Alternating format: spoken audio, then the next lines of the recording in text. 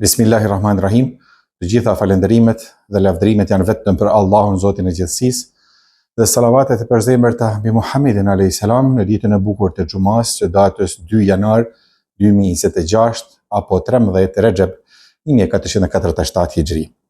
Komandanti i madh Khalid ibn Velidi në një ekspedit luftarake që ka pas në qytetin Ainu Temr në Irakun e sotëm, restisi në një manastir ku po përgatiteshin 40 djermosha për misionar të krishterë.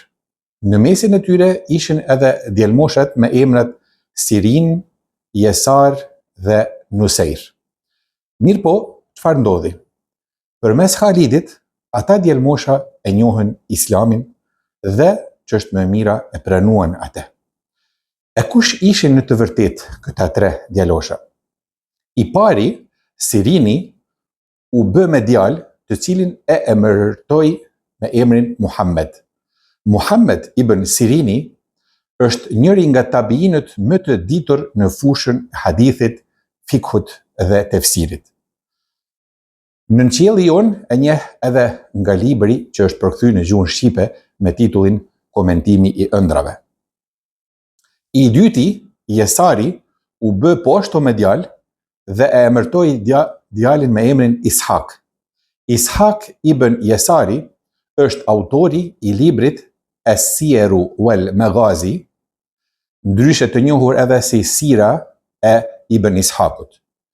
Ky libër nuk është ruajtur në origjinal, por versionin e rediguar e ka bërë Ibn Hishami dhe kjo libër është botuar edhe në gjuhën shqipe. I treti, Nusairi, u bë edhe ky me djalë dhe e emërtoi me emrin Musa. Musa ibn Nusair njihet si pushtuesi i mbar Afrikës Veriore, kurse së bashku me Tarik ibn Ziyadin edhe i Andaluzis apo Spanjës së sotme. Ky është fryti i kuptimit të Islamit nga ana e gjeneratës së parë të muslimanëve. Islami në vete ngërthen mesazhin e paqes, mëshirës dhe bamirësisë ndaj të gjithë njerëzve. Imagjinoni se çfarë do të ndodhte sikur ushtria e Khalidit, Zoti mos e baft, ta kishte djegur atë manastir. Kush prej tyre do të udhëzohej në rrugën e drejtë e të dalin në pah njerëz të këtill si ata që i përmenda? Përse po e cek këtë shembull? Dekadat e fundit jemi dëshmitar se sa herë që bëhet një vepër e keqe, qoftë ajo vrasje, diçka më e vogël apo diçka më e madhe se ajo, menjëherë bëhen analizat se mos ky keqbërës ishte musliman, ashtu që menjëherë të shpallet terrorist islamik apo i ndonjë feje tjetër. Shembulli të cilin e përmenda është vetëm njëri nga radha e shumë rasteve i cili flet për atë se Islami asnjëherë nuk e ka nxitur dhunën dhe vrasjet. Po si ta bënte një gjë të tillë se të gjithë njerëzit janë krijesat e Allahut, e si ta akuzojmë krijuesin se fton për vrasjen e disa prej krijesave të tija?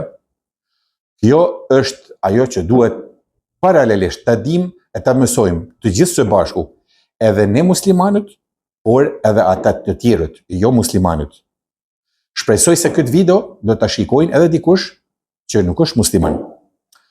Krijuesi i botrave, Allahu i madhëruar, Zoti i gjithësisë, e ka dërguar pejgamberin e fundit dhe të gjithë pejgambert e vet të mëhershëm, numri i të cilëve ishte mbi 100.000.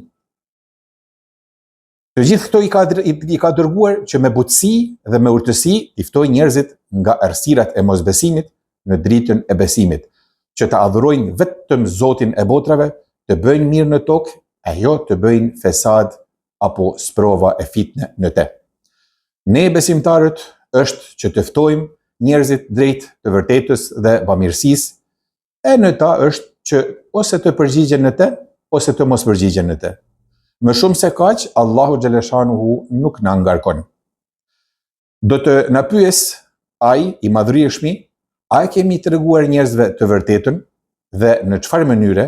Ne nuk do të na pyes nëse ata këtë nuk e pranojnë.